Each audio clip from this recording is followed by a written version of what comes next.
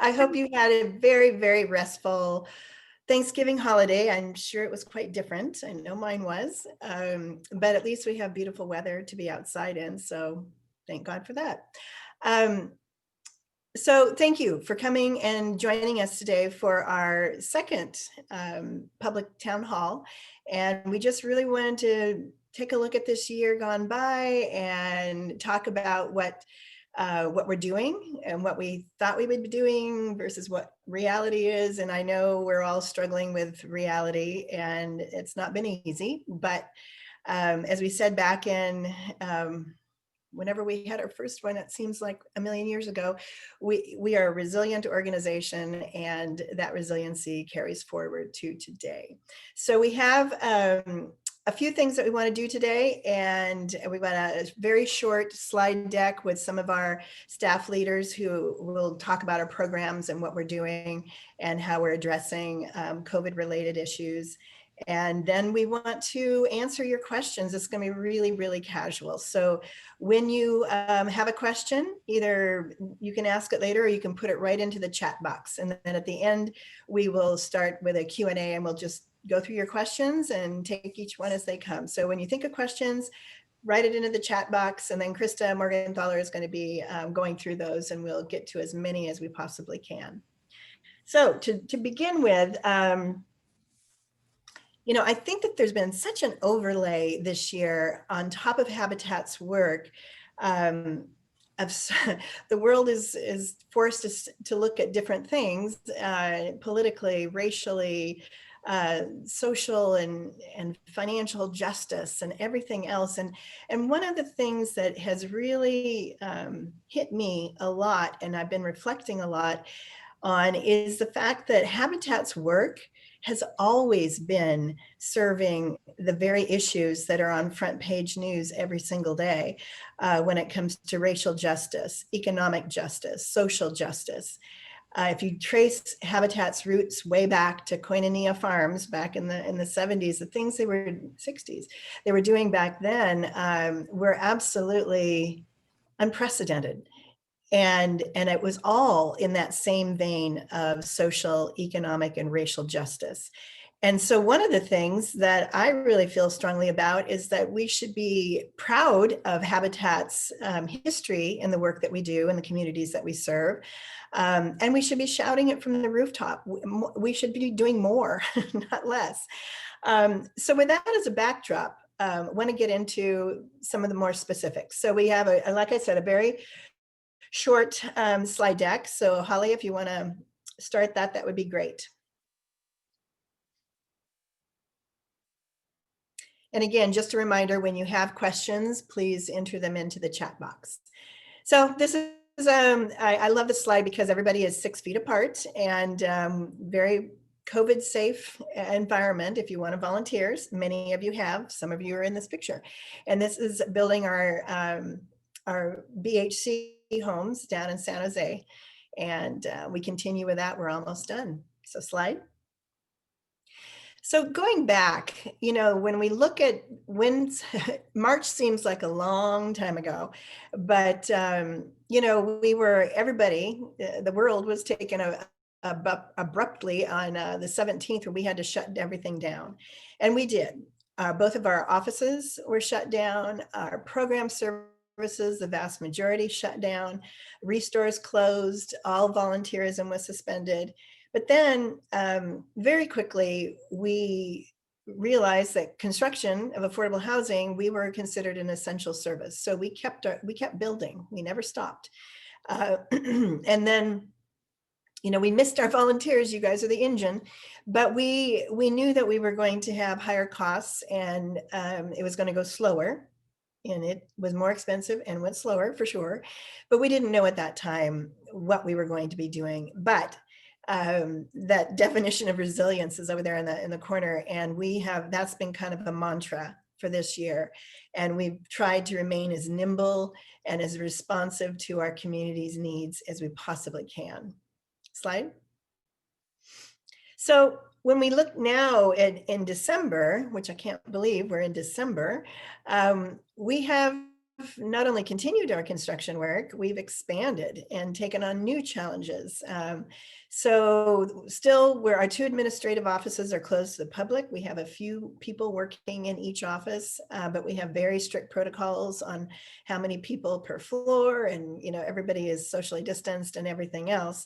But for the vast majority of office or administrative staff, they are continuing to work remotely from home. And we have made a decision to continue that through the rest of this fiscal year, so through June 30. Now that could change if a vaccine is allowing us to change course, then we will. But right now we see that we'll stay the way we're working through the rest of this fiscal year. This is, as I said, June 30, 2021. So many of our services have converted to online and virtual, as we're doing right now. And that's true with housing counseling and our events and everything else that you're going to be hearing about. And we reopened our restores. So our restores are open, and it's a booming business, but you're going to learn more about that, very strict protocols. Same with construction sites, and volunteerism is back open, and we need our volunteers. We need you so bad. So anytime you're feeling that you're ready to come out, we want to greet you and embrace you, well, virtually embrace you, and we need you. And we are following very strict safety guidelines and limited numbers of volunteers. So, excuse me. And as I said earlier, we're continuing to focus on the equity parts of our business and our mission of social, racial, and economic justice through housing. That continues. Slide.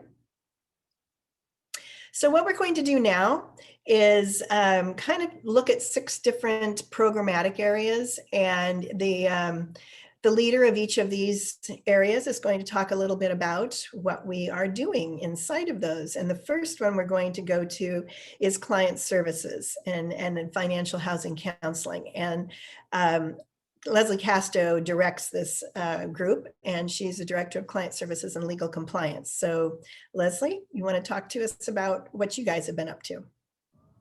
Yes, hello everybody. First, with our mortgage forbearance fund, we found that our model of selling homes at an affordable price has actually helped many of our homeowners during the pandemic be able to keep up with their payments. However, for those who have been hit hard, we have a process in place to work with them quickly, providing relief during this time. We are able to modify their mortgages, to provide forbearance of their payments as they get back on their feet.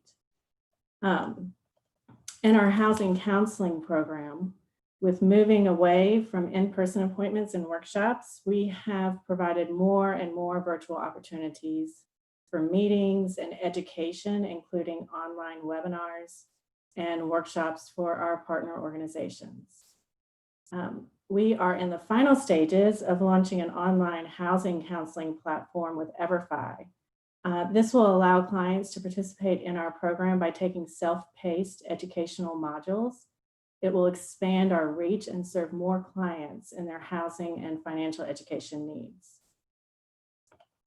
For homeownership, we are launching an online application portal, so clients have the option to submit their application online as well as by paper. Currently, we're only accepting by paper through mail, so this will really help individuals in applying for our homeownership program.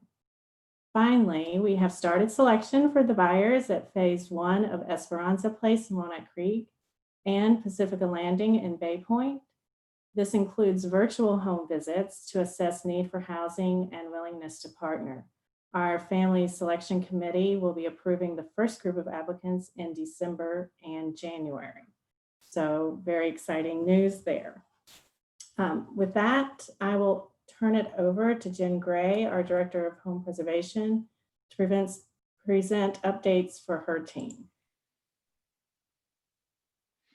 Hello. So over in the home preservation program, we have continued to provide critical repairs and rehabilitation to some of the most vulnerable homeowners served through Habitat EBSV, including those who are at the extremely low income band, in addition to seniors and disabled adults. And our goal is to help homeowners who have very few resources to be safer and more comfortable in their homes. If you're a low-income homeowner in our housing market, there you you probably are not going to be able to qualify for traditional lending models in order to perform needed repairs and maintenance on your home. So we see a high incidence of deferred maintenance, and we tackle all types of residential rehab, everything from converting traditional bathtub shower combos to walk-in showers or roll-in showers, all the way up to full home renovations from the foundation all the way up to the roof. And budgets range from per project from around $7,500 on up to $150,000 per home.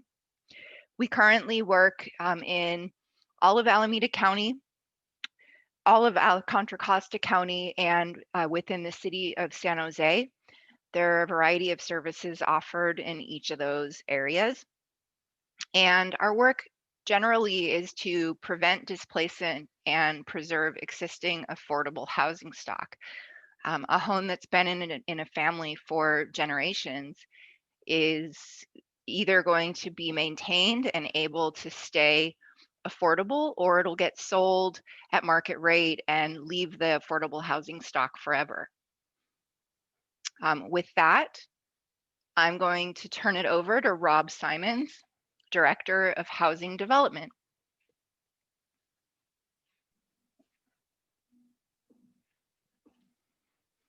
Thanks, Jen.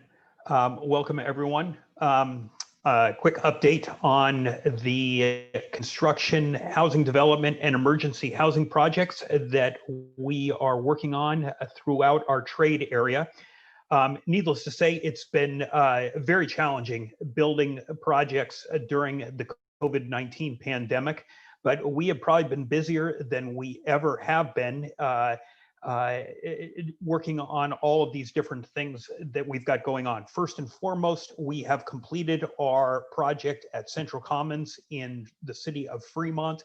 We completed in 2020 11 homes, and the remaining 19 homes in the second phase was recently completed, and we anticipate the sale of all 19 homes in the second phase to be completed by the end of December. In Walnut Creek, we are currently processing 42 homes that we are hoping to have permits in place on in the next 30 to 45 days and start construction on those the first phase of those 42 homes, which would be 23 homes in early 2021. We also have a project in Bay Point that is a 29 home project, and we anticipate breaking ground on the first phase of that project, which will be 3 low-income homes early in 2021 also. On top of all of that, we have approximately 250 additional units in various stages of pre-development around our 3 counties. We have 68 units that we are processing entitlements for in Alameda, 85 units in West Oakland, 11 units in Pleasant Hill, 14 units in San Jose, and 15 units in Santa Clara. So a nice bandwidth of units in our pipeline. We also have a number of one-off and two-off homes, a couple of homes in Oakland, a single home in San Jose that we will be renovating and selling in 2021. As far as our bridge housing and emergency interim housing developments are going, we had completed the first bridge housing project in June of this year, and we'll be completing the second project in December. Each one of those has 42 sleeping cabins on it. Our emergency interim housing, which was developed in response to the COVID-19 concerns, we have 276 living units that will be completed in the next 30 days. And those units will be serving as many as 10,000 unsheltered neighbors over the next 5 years. Really excited about that project. That's the quick update on what we've accomplished so far in 2020 and we're working on in 2021 and beyond. And now I will transfer this over to Veronica Alton-Jarrell so she can talk about resource. She is the logistics manager, excuse me. Thank you, Rob. So as many of you know, Restore is considered a essential business as we are carrying products or hardwares for those making urgent home repairs during this crisis. We are also a donation hub that a lot of people, residential as well as the corporations, are donating products that they would like to get rid of, so that we are trying to divert waste from landfill. And then additionally, Restore is a critical revenue stream for Habitat for Humanity as well, which is our main mission. So some of the products that you will see at the Restore is appliances and doors and windows, plumbing fixtures, hardware, lighting, and more. Next slide, please. So with the COVID-19, we had closed the stores for a little while, and we have reopened them now with more vigilant, protocols that we are providing hand sanitizers available for all customers and staff.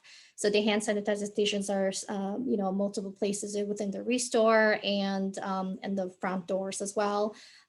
We are making sure all merchandise are sanitized before it goes back out on the floor for sale. We have increased cleaning procedures in high touch areas, and we are doing that every half an hour. Staff and customers wear masks at all times, and we have limited capacity for all 3 locations, as well as we're making sure that everybody's socially distancing themselves of 6 feet or more. With that, I'll turn it over to Doug Radigan, our Director of Organizational Giving and Volunteer Engagement. Thank you, Veronica. So in-person volunteerism is the type of activity that is especially impacted by COVID. Our number one goal is safety, and everything we do with that in mind. So with safety first, these are the big 3: wear a mask, stay socially distanced, keep in a well-ventilated area. Whether you're at Habitat or elsewhere, these are the things you mainly want to do. But you'll find that we take this very seriously on our sites. During this period, our process has been to continually update our procedures based upon guidelines from relevant jurisdictions, as well as the best available medical recommendations. Some of our sites, like our offices, have closed down to volunteers for the duration of the pandemic, but our restores and some of our outdoor sites are safe and with the right rules have stayed open. We have, however, changed how we're approaching things. Veronica touched on this, just cleaning everything as much as we can, moving as much of what we do online as possible, breaking volunteer tasks into the smallest components so we have less interaction with the volunteers in groups or with customers or with other people we may come into contact with, and then physically separating tasks across both distance and days. So things that we would have done in a big group all at once, we separate out across the site, but we do with smaller numbers of volunteers across multiple days. By following these rules, we've been able to keep many of our sites safe and working. We're also working to develop new and different opportunities that are COVID compliant. Whether this is ongoing support for our homeowners or switching our live events to remote or virtual events, like with Cycle of Hope or the Volunteer Appreciation Party tonight, we're simply hosting informational sessions about Habitat like this one here. In normal times, it takes hundreds of volunteers to build just 1 unit of affordable housing. Replanning everything for COVID has been a huge undertaking for us, and the volunteers that have come out during this time have been enormously helpful. So to those of you that have volunteered with us, I want to say a big thank you. For everyone else, as soon as you feel safe, I hope that you consider volunteering with us in the future. It really is the lifeblood of what we do. Now, I'd like to introduce Erin Spalding, the Director of Marketing and Communications. Hi, everyone. I want to share a little bit about how we have pivoted our events this past year. So as you can imagine, events were challenging. We're used to gathering by the hundreds in person, and that didn't stop us from gathering in spirit. We adapted to virtual formats. And we hosted, we continue to host our events. We started with the Women's Leadership Build in May, which is normally on the construction site. This time we did a virtual build to help complete our 30 home Central Commons development in Fremont. We then celebrated that dedication online. We gathered and we tuned in for a live dedication, the first time we've ever done that as a Habitat affiliate. And it ended up being a really great, fulfilling event to celebrate the completion of that development. And then most recently, Cycle of Hope. So Cycle of Hope is our fall cycling event that we host annually. And we're normally gathering by the hundreds at a start line for a really fun celebration. And this year we changed it up, and we did a ride from home format where people could ride from the comfort of their own neighborhoods rather than gathering in large groups. We were really overwhelmed by the support for that event, and we're so thankful to have well over 500 people participate. So for future events, in the near future, we're going to continue looking at a virtual format. We're continuing to monitor COVID and the status in our communities, and we're planning for events accordingly. We do hope to have building events this next year, and we're creating kind of multi-formatted plans for those. That's a sliding scale between virtual and live components. And that dovetails right into Cycle of Hope. That's our fall event. And we're currently planning for both a live event and a ride from home option. Now that we have experience doing both, we're going to continue forward with planning that, and hopefully the environment will allow for both to happen. So I just want to say, to everyone on this call and to the community that has supported us, thank you for adapting with us as we kind of reimagine what these events look like. Thank you for supporting us in this mission in new and unique ways. We really couldn't do what we do without your generous support. So with that, I want to hand it back over to Janice. Thanks, Erin. I want to echo exactly what Erin is saying, because it is so true. So much of what we have done this year in pivoting is it's an experiment. We didn't know, especially when it comes to Cycle of Hope, we had no idea, will people do this at all? And they did. And they did in droves. So I think everybody has just been so adaptable. And for that, we are profoundly grateful. So thank you for everything that you're doing, and you're adapting along with us. And as long as we all stay mission focused, I think we will win the day. And speaking of mission, is Rocio Polanco on? Because I'm hoping we wanted one of our homeowners. Rocio and her husband Jose live in Walnut Creek, and she's been in her Habitat home, about 5 years now. They have 2 high school age kids at home learning, so that adds a whole other level. And I don't know, is Rocio on? Because if she wasn't able to make it, I think Patty Wayne Cross can speak to some of what Rocio was going to be telling you all. But Rocio is an amazing Habitat partner family. And she always says that getting the news that she was selected for homeownership through Habitat was her third most best day of her life. Numbers 1 and 2 were the birth of her children, and that's good. So, but what it's meant to her to have, and to her entire family, especially right now in the middle of a pandemic, to have a safe place to call home that's healthy, where the family can be together and safe. So Rocio, I don't know that you're on. Is Patty on? Patty is on. Hi, everybody. I'm Patty Wayne Cross, and I know that Rocio is really looking forward to being able to share her story with you today. So I'm sorry that she couldn't make it. I think something came up at the last minute, but I wanted to share a little bit of what I recently caught up with her over the phone, and I wanted to share a little of her story that she was hoping to share with all of you. Mostly she just wants to share so much gratitude. You know, she's, as Janice mentioned, she and her family, her 2 children, her husband have been living in their Habitat home in Walnut Creek for about 5 years now.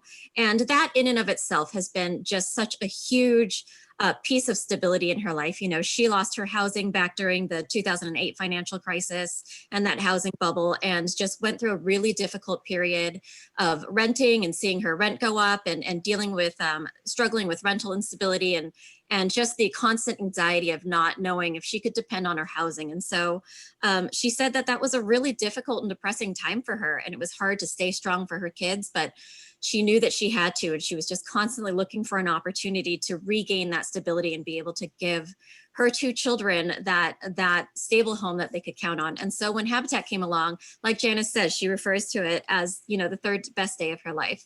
And it was a long process. It wasn't easy. She put in a lot of sweat equity, as all our homeowners do.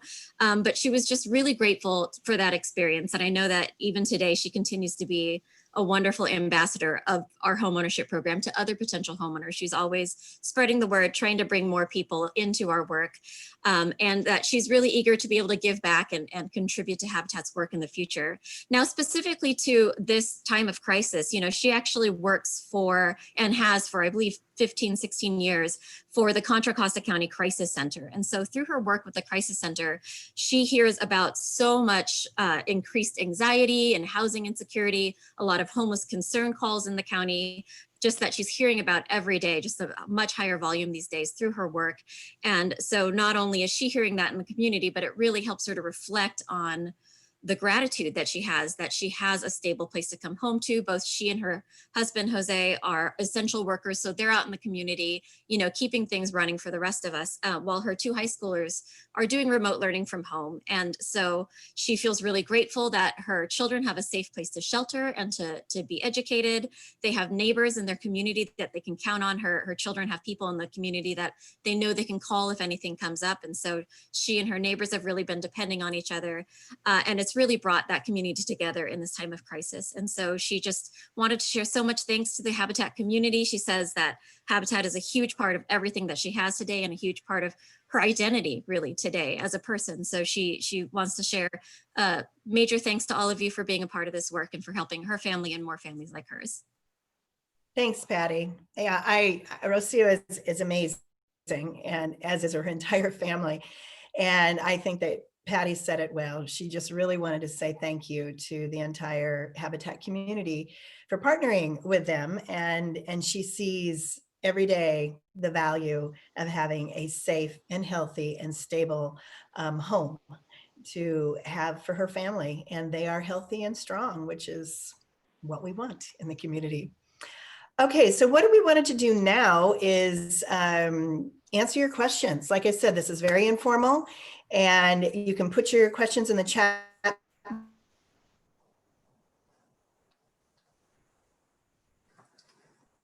Okay, so this is Krista Morgenthaler. I'm going to field some of the questions. Can everyone hear me? Yes. Okay.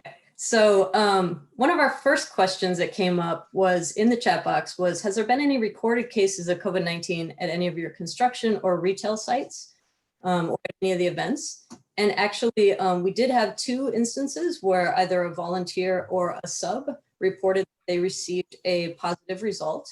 And we followed our protocols, which we had thought out in advance. We shut down the construction site immediately, notify anyone who could possibly have been in contact with that person, and those individuals quarantined and were able to either stay isolated or get themselves a test so they can confirm they were not infected. And in both cases, there was no spread of the disease at all. So we are very fortunate of that. We do want to emphasize that we think our protocols that we had of keeping our volunteers distance and always wearing masks worked very well. And I think our protocol for dealing with a notification of a positive test worked very well. So we are thankful for that, but it's a result of the planning and the safety precautions that we're taking that we think we're successful with that. So thank you, Leonard, for that question. I had a few questions that were submitted as people RSVP'd, and I wanted to go into those.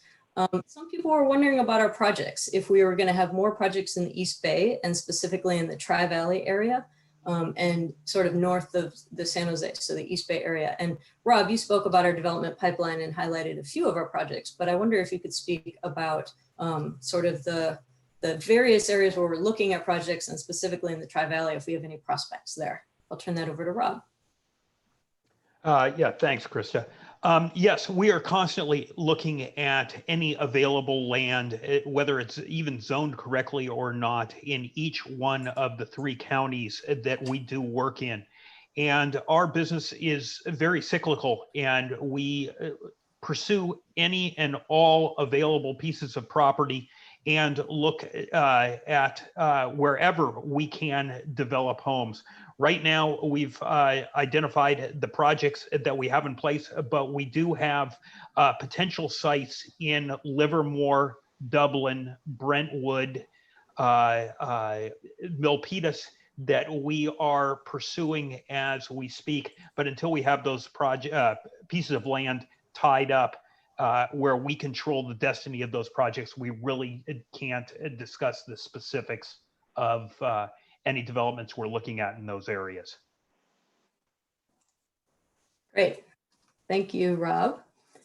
We had another question that I really love. This is from Jane. She says, I'm currently unemployed, and how can I best utilize my volunteer time with your community?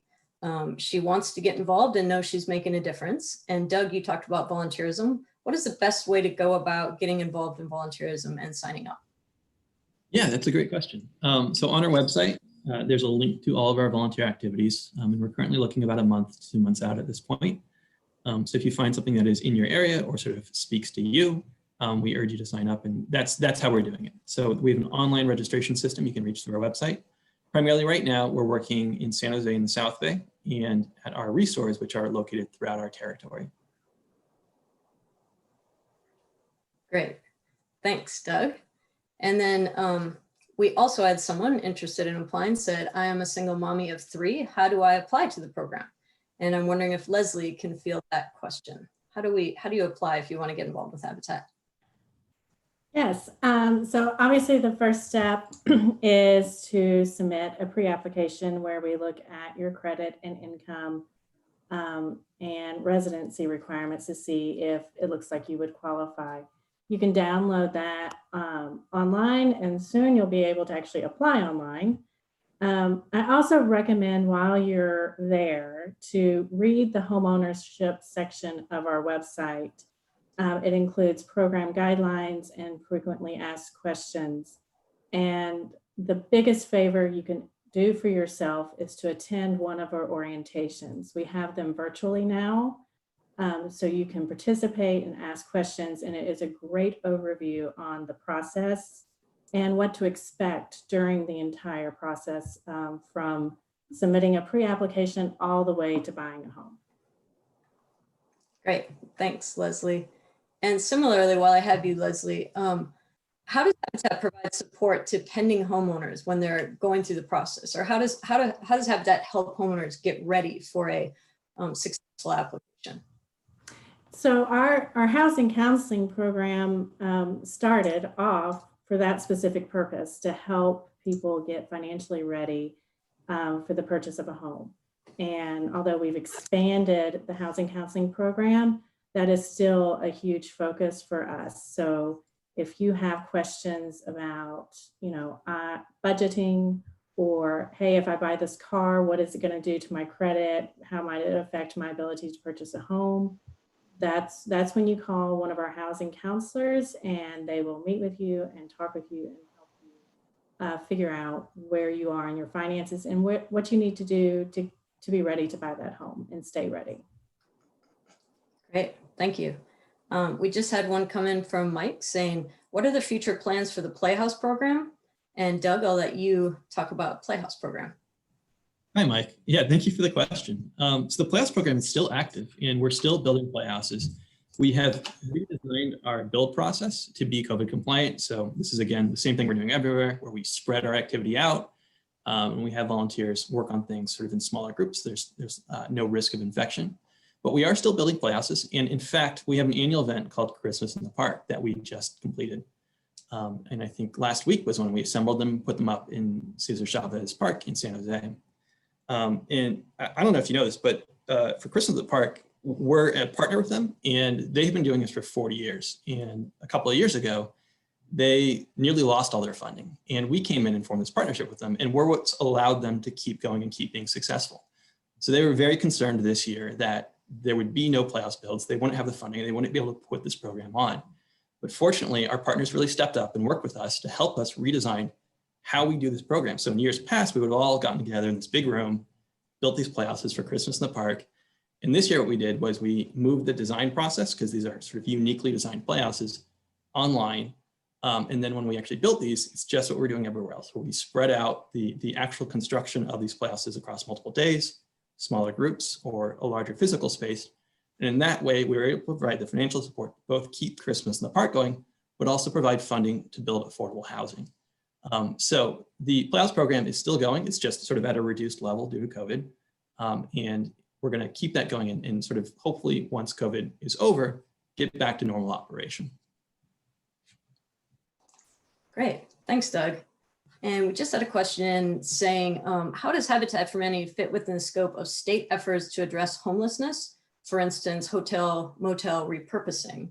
And I know we talked about our bridge housing program and our emergency interim housing, but I'm going to turn that over to Janice to talk a little bit about the larger scope. Thanks, Krista. That's a great question. And there is a lot of effort going on statewide to do everything possible to provide more either temporary shelter housing, anything that we can do to leverage existing housing for people who are unhoused. We are not part of the apartment transformation that you referenced in the question, but we are partnering with various cities on what they need in their city. And I think San Jose is the one that we're doing the most work with now, although we're in discussions with other cities who have their unique needs and how they would like to address them. And this is all in addition to our normal Habitat work. So it's not in lieu of, it's in addition to. And we think it's a lovely and wonderful way to apply our mission to a broader scope and serve more people. That's great, Jan. I actually had another question that had come in before that I think you just addressed that said, you know, from our roots in rural Georgia, you mentioned Koinonia Farms, but has always been about the home ownership housing and kind of the barn raising where the community comes together and builds new homes. And the question was just what you addressed. Now that you're getting into, you know, building emergency housing, is that instead of our core mission? And I can let you reiterate that, but I think you just said no. It's I think it's important for everybody to know that this is not in lieu of a home ownership focus. Habitat has and always will have a home ownership focus. But what I give huge credit to our board of directors and our staff is in this very unique time and this housing crisis, which is on steroids, before the pandemic, and then after that became even more critical. What can we do? What assets can we bring to help any community and be a partner? And that's what we're doing. So it's not replacing our core mission, our core focus, but it's really enhancing and bringing our skill sets to broaden and to serve more people in our communities who need shelter. I hope that answers the question. Yeah, thanks, Janice. Mm-hmm. We had a question about our neighboring Habitat affiliates, specifically in the northern areas, places that have been hit hard like Paradise and Quincy, Chico. What are our neighboring Habitat affiliates doing right now? You know, great question. And everybody is being as creative as they possibly can to serve their community in the way that their community needs to be served. And specifically in Paradise and Chico, and I think you mentioned Quincy, Paradise and Chico are served by the Habitat affiliate in Butte County. And they're doing some really great things. They're very active. They're steadily increasing their capacity. In fact, right now they're completing 6 new homes this year. So there will be 6 families that have a new home for Christmas to celebrate in. And 5 of those are for the Paradise Camp. These are wildfire survivors. So that's exciting. And then they're starting 8 new homes in Paradise coming up here. And they're also looking at doing, because there's bigger lots there, doing some ADU development, accessory dwelling units for the families there. And we do not have regarding Quincy, that's in, I think it's Plumas County, and we do not have an affiliate that serves that area. So I don't have information there, but I will say that Butte County is doing some pretty amazing things serving, especially the wildfire victims. A lot of building going on there. Great. So I think we don't have any other previously submitted questions. I want to encourage everyone to, if you have anything you're wondering about, you can submit it in the chat box. You may also come off mute if you'd like to ask a question live of one of us. I'll give it a minute here. If not, we have just a few more. I want to acknowledge there is a question in the chat box about today being Giving Tuesday. And if there's an opportunity to give and get your donation matched, I'll give the short answer, which is yes. Janice will talk about that as we go through the final slides at the end there. So just know that yes, in case you have to get off early. I'm looking to see if there's some wonderful comments in here. Oh, here's a question from Gary. What is the status of bringing back regular office volunteers? Office volunteers, I should say. I know you said our offices are closed, but what about office volunteers? And I'll direct that to Janice, actually. I didn't know you were going to give that to Doug or me. We miss our office, but we miss being in the office. What can I say? There's a lot of things we miss. And as far as office volunteerism, it really depends on where you're volunteering and what you're doing. Like I said earlier, the vast majority of our office staff are working remotely, and we will continue to do so through the rest of this fiscal year through June 30. Depending on what you're doing as a regular office volunteer, you might want to reach out to your staff member that you are that you normally work with to see, are they doing their work remotely? Is there anything that you could do in the office? Because we do have, it's closed to the public, but as I said, we do have people in the offices, both of them, under very strict protocols. And you have to sign up before going. It's quite rigorous for obvious reasons, but if they're, depending on who you're working with and what you do in the office, there may be a opportunity to come in and volunteer there, or there might be an opportunity to volunteer remotely, but still do some of the office related things that you were doing in the office, because that's what we're all doing now. So it really depends on you. And I would reach out to your staff member that you work most closely with to discuss details around that. Hope that answers the question. Yeah, thanks, Janice. Thank you, Gary. Appreciate everything. Leslie, okay. Check in with Leslie, Gary. She's got it dialed in. Okay, if there's not any other questions, I'll turn it back to Janice to. We have a great one from Leonard Tom regarding home preservation. Oh, I'm sorry, I missed it. Jen, I'll turn that. Oh, he sent it to me privately. I'm going to take it though. His question, thank you, Leonard, is what is the trajectory for home preservation in 2021? How many sites do we work on in a year? And what are the funding sources? Great question. Let's see, home preservation is up and running strong. We did obviously shut down all of our sites March and April. We reopened with a very rigorous safety protocol in, I believe, end of April, early May. We are working, let's see, we're going to complete, I believe, about 115 projects this year, so on track with years past. The funding sources are jurisdictional, so local government. We have both grant and loan programs offering grant funds and then lending funds to income qualified owner occupied applicants. And let's see, we currently are in partnership receiving funds from cities of San Jose, Fremont, Hayward, Berkeley, contributing toward Habitat's grant program, where we both self-perform repairs with our own staff and then contract work out to licensed Class B and Class C general contractors and also to various subs. And then we serve as the program administrator on behalf of Contra Costa County, Alameda County, City of Walnut Creek, City of Concord, City of Pleasanton, City of Livermore, City of Hayward, City of Fremont, where we're actually, we run their owner-occupied repair and rehab programs on their behalf. They've outsourced to us. So all in, about 115 repairs safely. All of our contractors are vetted, licensed, and adhere to the state and county health department safety protocols. And I think that answers your question. Thanks, Jen. Thanks for fielding Pleasure. that one. All right, I will turn it back to Janice now. Thanks, everyone. Thanks, Krista. And Holly, if we can put the slide back up, I wanted to kind of talk a little bit about where we're going.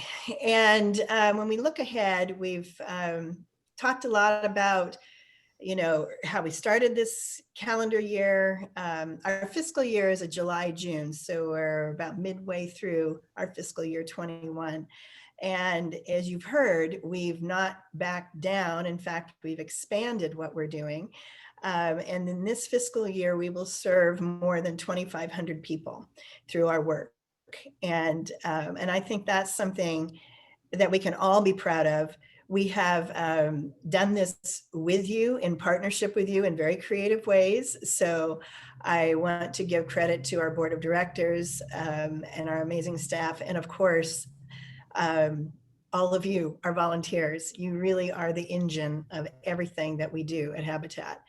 And then we want to say thank you for that. And we need you. We need you badly. So if there is a way that you personally feel safe, because everything these days is about health and safety, and you want to re-engage in some way, shape, or form, let us know. And we have a lot of even some one-off things. I know Patty Wayne Cross, in the beginning of all this, if you've got a sewing machine and you know how to sew, she's got a YouTube video on how to make masks. And so we were making masks for volunteers and people on site. So, whatever your skill set is and however you would like to engage, that where you feel safe, that's what we want you to do. We need volunteers everywhere. We need them in the restores. We need them on construction sites. So for everything. So if you feel safe, let us know and we will make it happen. And I just want to say thank you. And as Krista mentioned, today is Giving Tuesday, which is a big day. So if you do feel moved to give a gift today, and you can do that online at our website, every gift that we receive today on Giving Tuesday will be matched up to $15,000 by the Harvey and Lillian Silbert Foundation, and which is pretty amazing. So I encourage you to give generously, and you can do it very simply on our website. And then you see at the bottom of this slide is that in our first 30 years, we serve about 7,000 people. Just by the end of this fiscal year, so by June 30, 2021, we will have doubled that to 14,000 people that we have served. And that's both in our 3-county area as well as internationally through our global investment program. And I hope that you take pride in that. And also, for me, it's not only the pride, but the humility of knowing and the gratitude that we have the ability to serve that many people who need housing and who need help with their housing stability. So we couldn't do any of this without you. So from the bottom of my heart, I just say thank you. Thank you, thank you, thank you. Can't say that enough. It doesn't even seem like it's enough, but that's what we have to offer. So if there's any more questions, we'll take that. If not, slide. We just want to remind you again that Habitat East Bay Silicon Valley is a nimble, innovative organization, and we are committed to our mission. We are mission driven first and foremost, no matter what. And we are going to continue to serve our community, and we are going to continue that Habitat remains a very vibrant, safe, and financially healthy organization. We're doing it differently these days, as you've heard, but we will continue on our mission. And with that, I just want to say thank you. Thank you for joining us today. And I hope you come to the Volunteer Appreciation Party this evening. It's going to be another virtual online, but it'll be fun. So thanks everybody for joining us today. God bless.